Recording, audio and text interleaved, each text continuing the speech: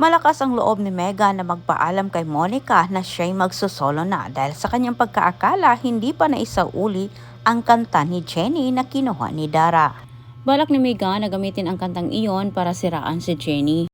Kahit hindi pa nagpaliwanag si Megan kay Monica sa kanyang dahilan, alam na nila yon na ang totoong dahilan.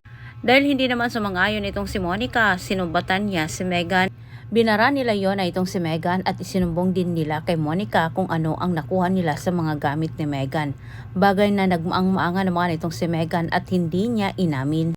Samantala sa kabilang banda, nasurpresa naman itong si Minchi sa biglang pagsulpot naman ni Amelia. Hinahanap ng matanda itong si Jennie, ngunit si Minchi ay ayaw na niyang bigyan ng ugnayan itong si Amelia at Jennie sa isa't isa.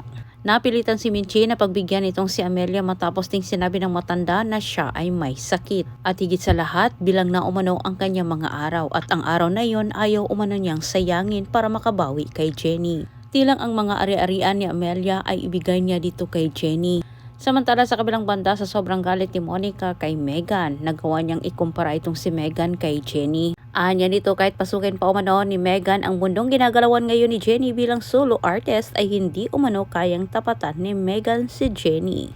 Sa kabilang banda, hindi naman inasahan ni Jennie na magpakita si Amelia sa kanya. Sinabi ni Amelia sa mga natitirang araw niya ay gusto niyang bumawi dito kay Jennie. At dagdag sinabi ni Amelia na may karapatan umano si Jennie sa mga ari-arian nila ni Dio. Bumagabag ngayon sa isipan ni Freddy ang mga sinabi ni Minchi sa kanya patungkol kay Dara na siya'y ginagamit lamang umano ni Dara. Kinutubanan ng masama itong si Minchi patungkol kay Freddy at Dara, kaya si Vanna ang kanyang binigyan ng babala. Sinabi ni Minchi na may kutob umano siya na ginamit ni Dara itong si Freddy. Kaya't payo naman ni Minchi kay Vanna na bantayan umano ang asawa.